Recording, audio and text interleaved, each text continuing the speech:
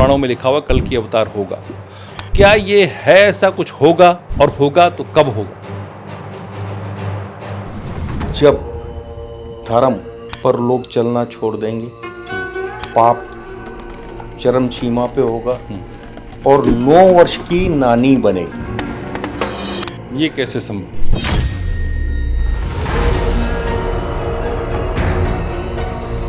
भगवान विष्णु जिस हथियार को लेके आएंगे वो अभी जो है आपको रखना चाहिए। जहां पर इतनी पॉपुलेशन मुस्लिम आबादी की है, वहां पर कल की अवतार का रहस्य क्या हो सकता है? कहा जाता है कि कल की अवतार जो होगा वो तुम्हें राक्षस के वध के लिए होगा। जब उनका अवतार होगा तो राक्षस कौन होगा? द्वापर है सबसे ज्यादा हाईटेक था, जिसमें ब्रह्मास्त्र, जिसको आजकल हम जो एटम बम बोलते हैं, इससे भी 100 टाइम पावरफुल। जब ये अवतार होगा कल की अवतार, उस समय तक इंसान ये सारे हथियार, ये सारी चीजें जो बना रखा, उसने एटम बम और हाइड्रोजन बम सबका इस्तेमाल कर चुका होगा।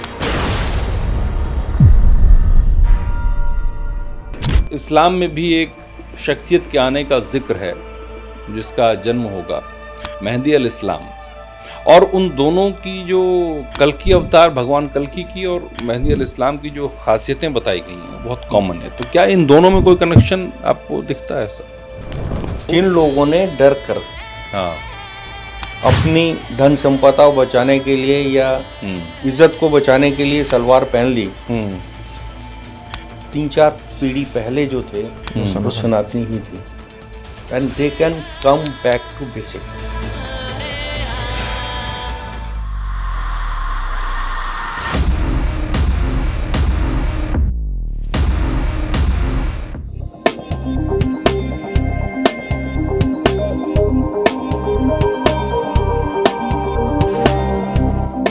नमस्कार, बहुत स्वागत है। मैं धर्मेंद्र द्विवेदी और मेरे साथ मेरे सहयोगी अभिषेक नीलमणि। नमस्कार। एक शहर की उत्तर प्रदेश की आजकल बहुत चर्चा है। आजकल का पिछले 2-3 महीनों से 4 महीनों से चर्चाएं चल रही हैं, बहुत सारे विवाद भी हुए और वो अभी भी खबरों में बना हुआ है शहर। मैं बात कर रहा हूँ संभल की। अच्छा, क्यों? आज क्या हुआ ये नहीं, वहाँ पर जो धार्मिक चीज़ें हुई, मंदिर निकला और खुदाई हुई, बहुत सारे विवाद हुए, लेकिन उस शहर का आज की खबर के अलावा एक और भविष्य में उसका एक परिप्रेक्ष्य है, बात करने का उद्देश्य है। उस शहर को एक अवतार से जोड़ा जाता है, संभल को। हाँ, जो सनातन धर्म में कहा जाता है कि विष्णु का जो 10वां अवतार होगा, अच्छा, वो संभल में होगा। सुना होगा आपने कल की अवतार। हाँ, कल की पुराण भी कहा जाता है उसमें। कल की पुराण में और भी बहुत सारे धर्म ग्रंथों, वेद पुराणों में लिखा हुआ है कि कल की अवतार होना है, कलयुग में होना है और वो संभल में होगा। संभल में 80% मुसलमान है। हाँ, 78% के आसपास आबादी मुसलमानों की है। तो सवाल ये है कि ये जो कहा जा रहा है, पुराणों में लिखा है, इसका आधार क्या है, क्या चीज़ें हैं? इस सब पर बात करने के लिए हमारे साथ आज सुदर्शन चक्र ज्योतिषाचार्य विश्वविख्यात श्री श्री संत बित्रा अशोका जी हैं। अच्छा, तो उनसे बात करें। गुरु जी, बहुत स्वागत है आपका। हम बात कर रहे थे कल की अवतार को लेकर के। तो हमारे ग्रंथों में, पुराणों में लिखा हुआ कल की अवतार होगा, तो क्या ये है ऐसा कुछ होगा, और होगा तो कब होगा? कलयुग तो चल रहा है। ये होगा। अच्छा, इसके लिए आपके पास वेदों में प्रत्यक्ष प्रमाण है। अगर 9 अवतार हुए हैं तो 10वां भी होगा।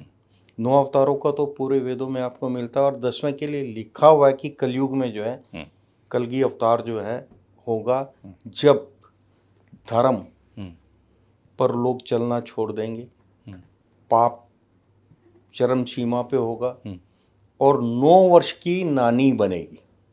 9 वर्ष की नानी बनेगी। ये कैसे संभव? 9 वर्ष की नानी बनेगी, ये जो है हमारे भविष्य पुराण में लिखा हुआ है।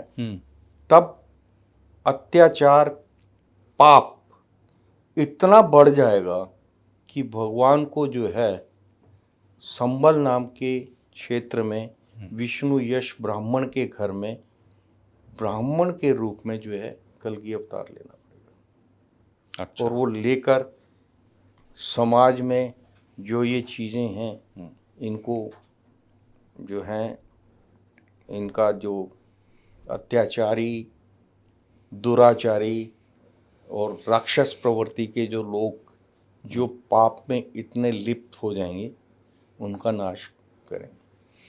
अच्छा, मैंने जब आपसे मुझे बात करनी थी तो मैंने कल की अवतार के बारे में थोड़ा पढ़ा, कल की भगवान के अवतार के बारे में।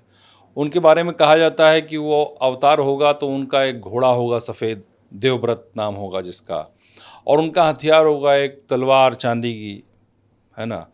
और कलयुग की अभी शुरुआत है जैसा कि आप बता रहे हैं, तो अवतार तो बहुत देर से होगा, इसका मतलब समय है अभी आने में। तो ये घोड़ा और तलवार, क्या आपको नहीं लगता कि ये ज़माना कलयुग में तो बीत चुका है, हथियारों का, घोड़े और तलवारों का ज़माना बीत चुका है, तो ये क्या है, ये क्यों? देखिए, इसका जवाब जो है आपके प्रश्न में ही है। अच्छा। कि वो अगर कलिग अवतार जो हैं घोड़े के ऊपर आएंगे और उसे क्या बोलते हैं, उनके हाथ में तलवार होगी, तो इसका मतलब जो है आज की जो टेक्नोलॉजी है वो ख़त्म हो चुकी होगी। अच्छा। मिसाइल्स, एटम बम, ये सब चीज़ें ख़त्म हो चुकी होंगी, नष्ट हो चुकी होंगी। पाषाण युग के बाद फिर ये युग आएगा, तो उसमें फिर तलवार से ही आपका जो है, अगर आप देखते हैं सतयुग, द्वापर, त्रेता, उसमें जो हमारे देवता थे उनके जो हथियार थे, या तो तलवार थी, खड़ग थी, या त्रिशूल था, या फिर धनुष बाण था, बिल्कुल, या सुदर्शन चक्र था। मतलब आप ये कह रहे हैं कि और जब जो द्वापर है, that was the most high tech. अच्छा। सबसे ज़्यादा हाईटेक था, जिसमें ब्रह्मास्त्र, जिसको आजकल हम जो एटम बम बोलते हैं, इससे भी 100 टाइम पावरफुल ब्रह्मास्त्र जो थे। और आपका जो वाणी भेदी बाण होते थे, शब्द भेदी वाण होते थे, और उनकी जो वेलोसिटी है, जिस वेलोसिटी से हमारे जो आजकल के वायुयान जो बता रहे हैं, नई मिसाइल्स जो हैं, नई टेक्नोलॉजी में जो नए नए इन्वेंशन हो रहे हैं, उससे भी 10 टाइम ज़्यादा थी। अगर आप पास्ट में जाएंगे, पढ़ेंगे तो वेदों में आपको मिलेगा।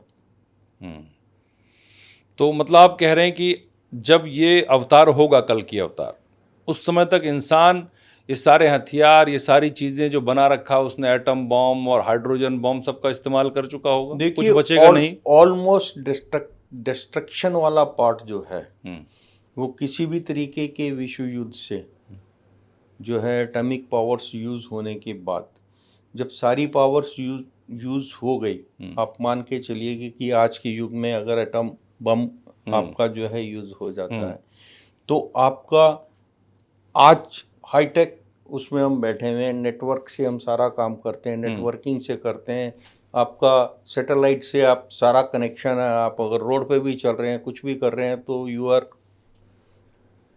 अंडर सम सर्विलांस जो है, आप चल रहे हैं। तो वो जब एटॉमिक वार हो जाएगा, उसके बाद में ये सारी चीज़ें जो हैं ख़त्म हो जाएंगी।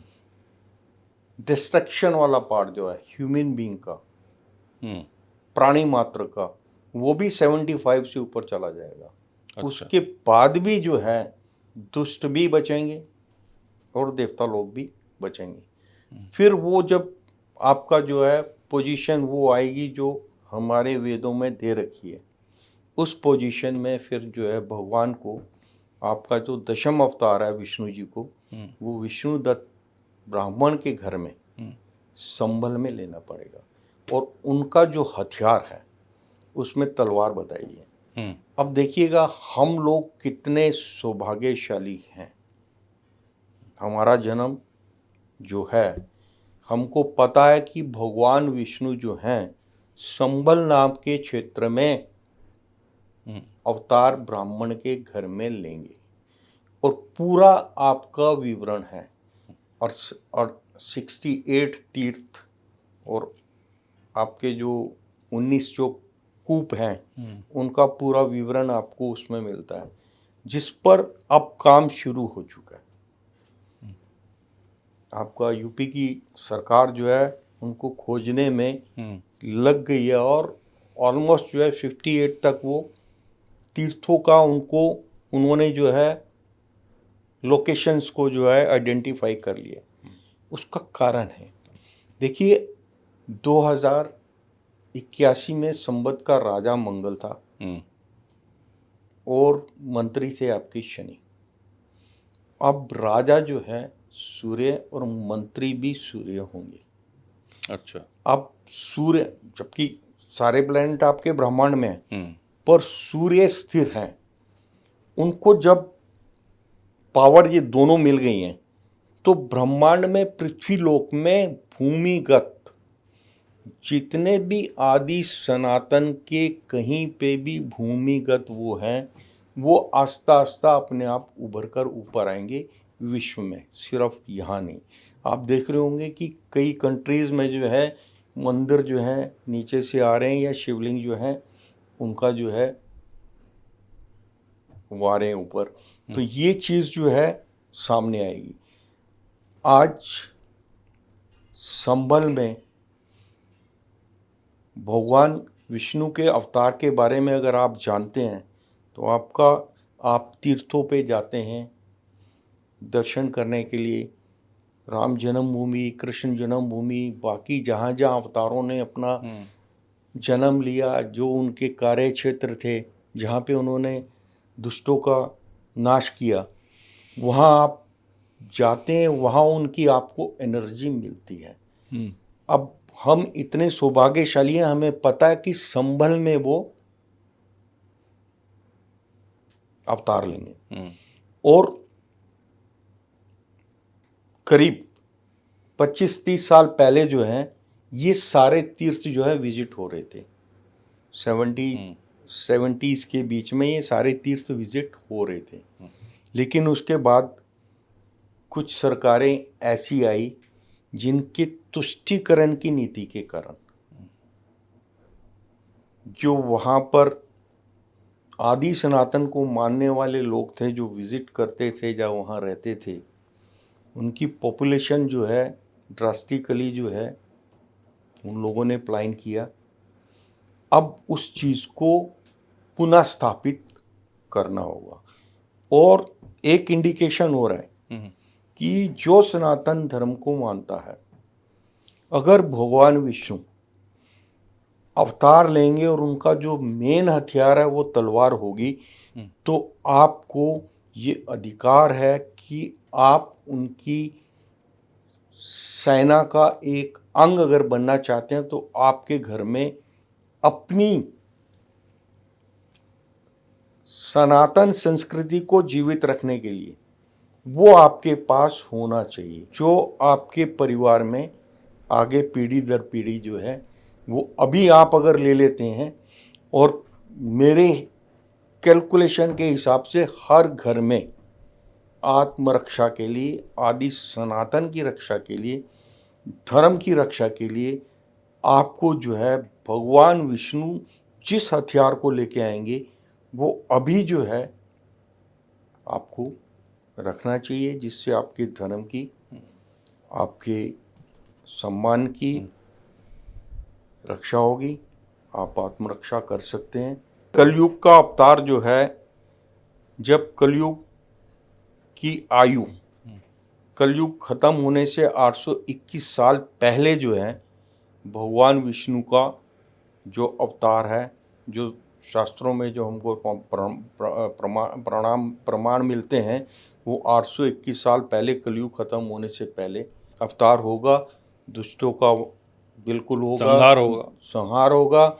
और जो लोग वाकई में आदि सनातन को लेके उस पे चलने वाले लोग हैं, वो लोग आगे जो है सतयुग में जाएंगे। कलयुग की जो आयु है 4,32,000 साल की है। और ये कलयुग की आयु है, जो युग है उसकी आयु है। कलयुग में ज्योतिष शास्त्र के हिसाब से जो कलयुग के मनुष्य हैं, उनकी जो पूर्ण आयु है वो टोटल 120 साल ली गई है। अच्छा, अगर 120 साल को हम रिलेटिव लें तो कलयुग की आज की डेट में जो आयु है 200-250 साल के आसपास है। तो 2-2.25 साल का जो बच्चा होता है उसका मानसिक डेवलपमेंट कितना होता है, वो क्या करता है, उसके हाथ में जो भी चीज़ दोगे उसको खिलौने की तरह यूज करेगा। तो अभी तो स्टार्ट हुआ है।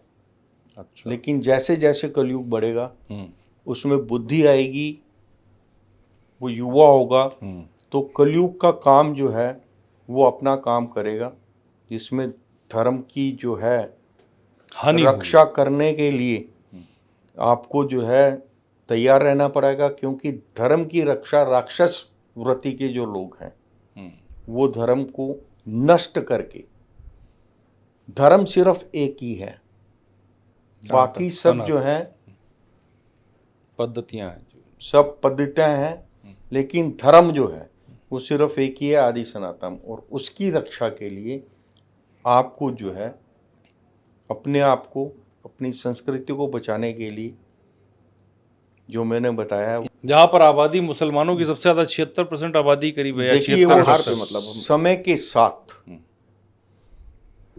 पहले कितनी थी, 90 और 10 का रेशो था, लेकिन भौगोलिक परिस्थितियां जो हैं उनके कारण और राजनीतिक तुष्टीकरण के कारण जो आज रेशो है 78:22 रह गया। ये एक विशेष सुनियोजित ढंग से हमारे तीर्थों को डिस्टर्ब करने के लिए जो प्लांटिंग की गई है, उस एरिया की जो डेमोग्राफी है या उसमें जो वोट का बाइसेक्शन है, सनातनी वर्सेस जो सनातन को नहीं मानते, सनातन के अगेंस्ट हैं, उसका रेशो सिर्फ एक राजनीतिक लाभ के लिए जो हम देख रहे हैं, पर आने वाले टाइम में ये चेंज होगा। कहा जाता है कि कल की अवतार जो होगा वो जैसे किताबों में टर्म, हमारे ग्रंथों में राक्षस के वध के लिए होगा। तो जब उनका अवतार होगा तो राक्षस कौन होगा? राक्षस तो हमने सतयुग में और त्रेता और द्वापर में सुना, तो इस कलयुग में राक्षस तीनों युगों में जो राक्षस थे वो उन लोगों के जो कर्म थे वो क्या थे। देखिए, सनातन आदि है, इसके शुरू और अंत का पता नहीं है। सनातन की रक्षा के लिए ही जितने अवतार हुए हैं, और सनातन को हानि पहुंचाने वाले ही राक्षस होंगे, राक्षस वृत्ति के होंगे, उनका खान पान राक्षस वृत्ति का होगा, वो दूषित करेंगे, यज्ञ को दूषित करेंगे, आपकी सनातन परंपरा को, आपका पूजा पद्धति को डिस्टर्ब करेंगे, तो वो लोग होंगे। देखिए, राक्षस का जो भी हमारे शास्त्रों में, वेदों में, हमारे ग्रंथों में जो डिस्क्रिप्शन आता है, बहुत ही भयंकर, उनकी ढील ढोल, भयंकर शक्तियों के मालिक। लेकिन वो जब शक्तियाँ देवताओं को जब किसी तरीके से बहुत ज़्यादा नुकसान देती हैं, तो फिर भगवान को जो है आके जो है भगवान विष्णु को जो है अवतार लेना पड़ता है उसको समाप्त करने के लिए। आप सब जानते हैं कौन सी वृत्ति के लोग जो हैं, मानसिक वृत्ति के लोग जो आदि सनातन के अगेंस्ट हैं, मूर्ति पूजा के अगेंस्ट हैं, आपके धर्म के अगेंस्ट चलते हैं, और मानसिकता जहादी हो जाती है जब आप किसी तरीके के धर्म कर्म से रिलेटेड काम करते हैं। तो सर्वविदित है, राक्षसों ने भी जो शक्तियां प्राप्त की हैं हमारे ही देवी देवताओं की उपासना से, हमारे ही देवी देवताओं की तपस्या करके, हमारे ही शास्त्रों के मंत्रों की सिद्धि से प्राप्त किए। लेकिन प्राप्त करने के बाद उनका जो इस्तेमाल है, मिसयूज किया, तो उसके लिए देखिए हमारे देवी देवता तो बहुत जल्दी प्रसन्न हो जाते हैं। उनके सामने कोई वो नहीं है, धर्म नहीं है, कोई जाति नहीं है। आप अगर तपस्या करते हैं तो आपको वरदान मिलेंगे। बिल्कुल। लेकिन रावण भी तो एक ब्राह्मण था, कितनी सिद्धियां प्राप्त की, लेकिन भगवान राम को अवतार लेना पड़ा। और राक्षस वृत्ति के जो लोग थे, साधु संतों को, ऋषि मुनियों को जो जप तप करने के लिए जंगलों में जाते थे, उनके यज्ञों को वो जो है विध्वंस करते थे, मांस गिराते थे, वहाँ पे गंदगी फैलाते थे, उनको शारीरिक रूप से कष्ट देते थे और उनका वध करते थे। तो जब वो पाप इतना बढ़ गया तो भगवान राम के रूप में आके भगवान विष्णु को अवतार लेना पड़ा। मैं संभल की बात कर रहा था, बहुत चर्चाओं में है। पिछले दिनों वहाँ बहुत विवाद भी हुए, फसाद भी हुए, प्रशासन अभी बहुत चौकस है और वहाँ पर दो समुदायों के बीच तनाव है अभी भी। तो जिस जगह पर एक मंदिर भी निकला, बाद में खुदाई हुई और उसके श्री हरि मंदिर, हाँ, तो जिस जगह पर मंदिर तक सलामत नहीं बचा और जहाँ पर इतनी पॉपुलेशन मुस्लिम आबादी की है, वहाँ पर कल्कि अवतार का रहस्य क्या हो सकता है? क्यों ऐसा? मतलब कोई रहस्य है इसके पीछे? बिल्कुल, देखिए प्लेस जो है अवतार का ऑलरेडी डिसाइडेड, ये आज का नहीं है, वेदों में है। हाँ। कि कब, कहाँ, कैसे, किस कारण जो है भगवान वहाँ पे जो है अवतार लेंगे। हाँ। और दूसरा प्रश्न आपका क्या है? मतलब वहाँ पर मंदिर भी नहीं बचा हमारा, जो सनातनियों का उसका तो मंदिर। मैंने बताया ना। देखिए, एक आज कल जो है एक प्रजातंत्र है, डेमोक्रेसी है, आपको वोट बैंक को संतुष्ट रखना है और एक पर्टिकुलर इंडिया में जो है 71 के बाद सब कॉन्स्टिट्यूएंसीज जो थी उनका रीबाइसेक्शन हुआ था। और रीबाइसेक्शन एक विशेष बुद्धिजीवी वर्ग ने पूरे फ्यूचर को दिमाग में रखे कि कभी भी अपोजिशन जो है रूलिंग ना कर सके, रूल में ना आ सके, वो बाइसेक्शन किया गया। उस बाइसेक्शन के पीछे प्लांटिंग की जो है, एक पर्टिकुलर वोट बैंक की प्लांटिंग की जो है वो मानसिकता थी। अगर कहीं पर आपका हिंदू जो है आपका 70% है और आपका दूसरा जो वर्ग है वो अगर 15% है, तो 15% को जो वर्ग जो आदि सनातन को नहीं मानता, जो आदि सनातन को नहीं मानता, उनको इंपोर्ट करके उनके आईडीज, उनके राशन कार्ड, उनको वहाँ पर सारी सुख सुविधाएं दी गई। जिस तरीके से आप एक छोटी स्टेट को लेते हैं, आप दिल्ली को ले लीजिएगा। दिल्ली में शीश महल क्यों बना? केजरीवाल ने बनवाया। क्यों बनवाया? अब इसके पीछे तो उनकी विलासिता का जीवन हो सकता है जो नहीं किया। 70 सीट है। ही वॉज 100% कन्फर्म्ड कि जिस तरीके से बांग्लादेशी और आपके रोहिंग्यास को उस बाइसेक्शन के तहत जो 71 के बाद हुआ था, वहां जो प्लांटिंग की गई, कोई भी पार्टी कितना भी जोर लगा ले, जो उनको सुविधाएं दी गई थी 3 या 5 सीट से ऊपर नहीं ले सकती। ही वॉज फुल्ली कॉन्फिडेंट कि आने वाले 30 साल तक मेरे को कोई हिला नहीं सकता, इसलिए महल जो है मेरा शीश महल होना चाहिए। उन्होंने बयान भी दिया था कि मुझे हराने के लिए अगला जन्म ले मोदी को। तो ये मानसिकता कब आती है? जब आप कॉन्फिडेंट रहते हैं पूरी तरह से, जब आप 100% कॉन्फिडेंट या ओवर कॉन्फिडेंस में, और आप जब ऐसे कार्य करते हैं। देखो, प्रकृति जो है बैलेंस बना के चलती है। प्रकृति जो है बैलेंस बना के चलती है। तो सच है, हाँ, इसमें कोई दो राय नहीं है। मैं ये पूछ रहा था कि जैसे हम कल्कि अवतार पर बात कर रहे थे, बीच में कहीं और थोड़ा सा इधर हो गए, तो कल्कि अवतार के बाद क्या धर्म युद्ध होगा इस देश में? धर्म युद्ध, कल्कि अवतार लेंगे ही धर्म युद्ध, धर्म की रक्षा के लिए। तो डेफिनेटली धर्म की रक्षा करेंगे तो युद्ध तो होगा, उनके साथ होगा जो धर्म के विरुद्ध होंगे।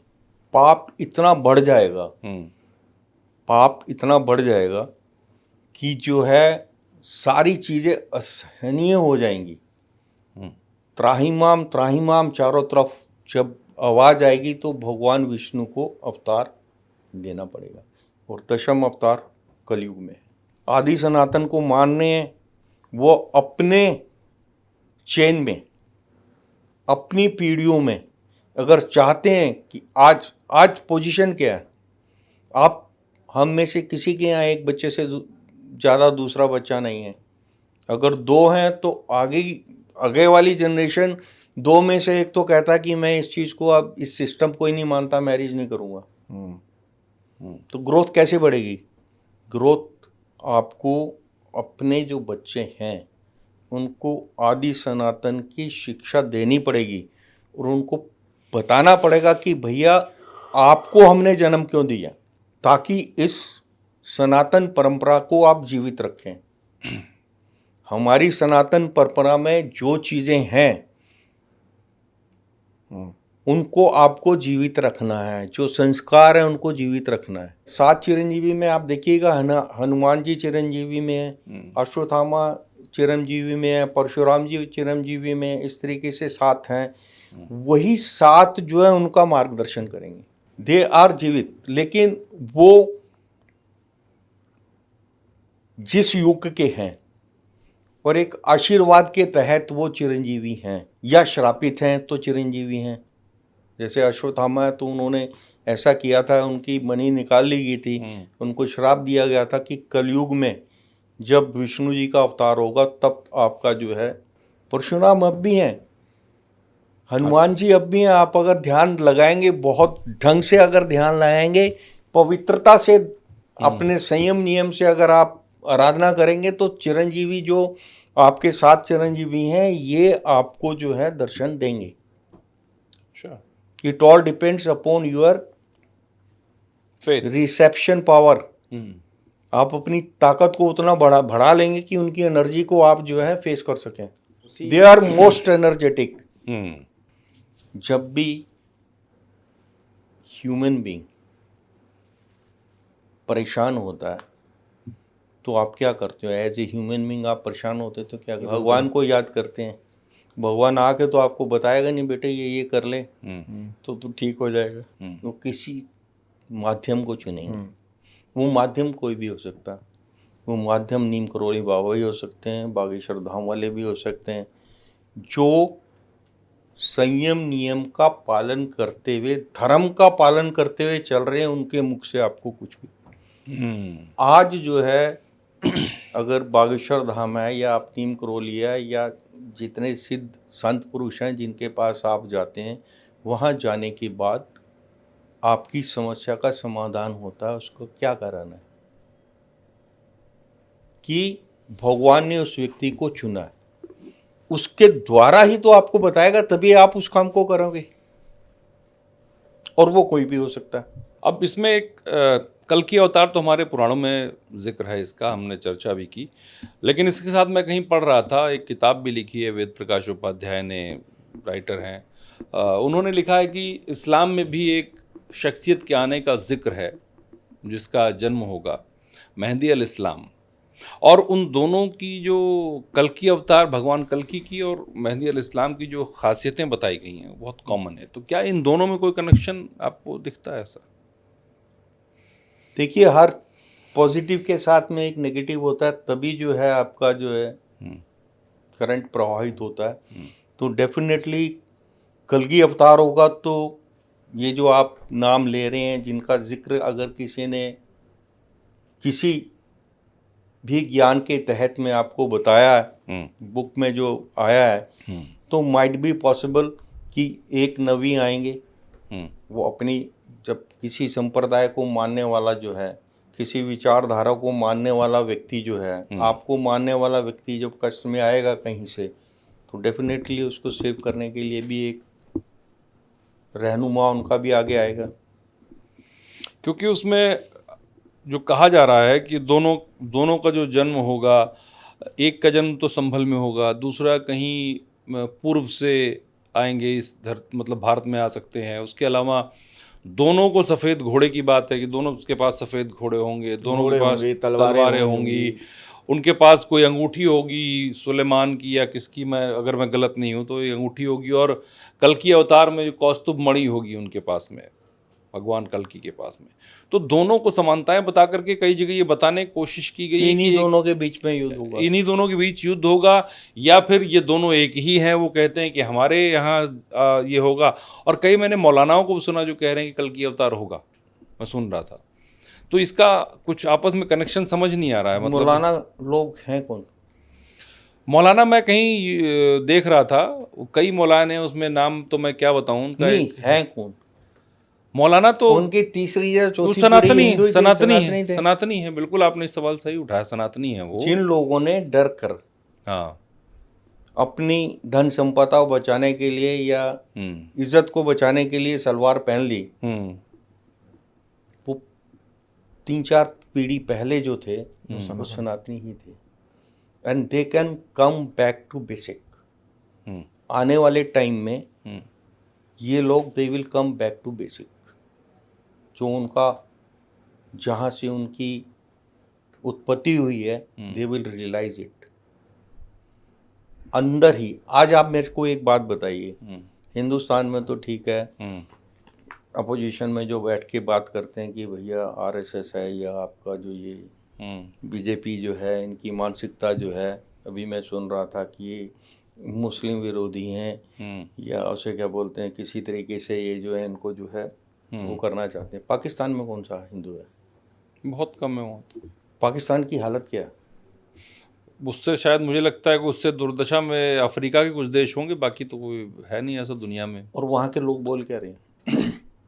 वहाँ अगर आप सोशल मीडिया में जाएंगे, अगर ध्यान से देखेंगे तो वहाँ के लोग यही बोल रहे हैं कि हमारे जो पूर्वज थे वो हिंदू थे। अब वो खुल के बोल रहे हैं कि मैं राणा था, हाँ, या मैं ब्राह्मण था, खुल के बोल रहे हैं। क्यों बोल रहे हैं? कि वो उस चीज़ को, जो उनकी मानसिकता थी कि हम इससे इतना बढ़ जाएंगे, उनको समझ आ गया आज रोटी के भी लाले पड़ गए। तो they will have come back to basic.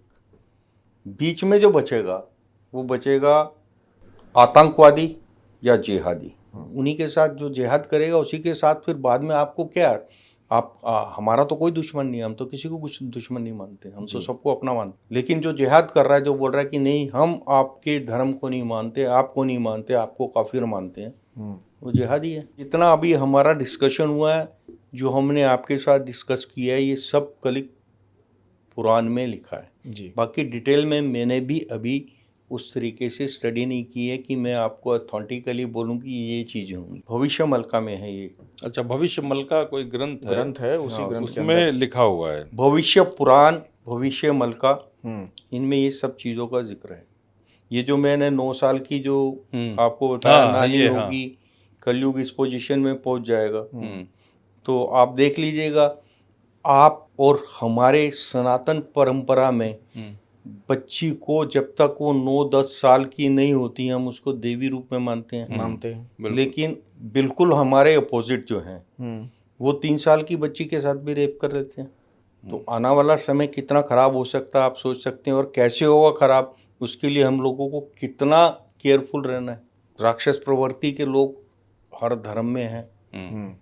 अभी पीछे एक आपका यूट्यूब पे आ रखा था, उसने 4-5 लोगों को उड़ा दिया, उसके बाद वन मोर राउंड के लिए उसने बोला, गुजरात का केस।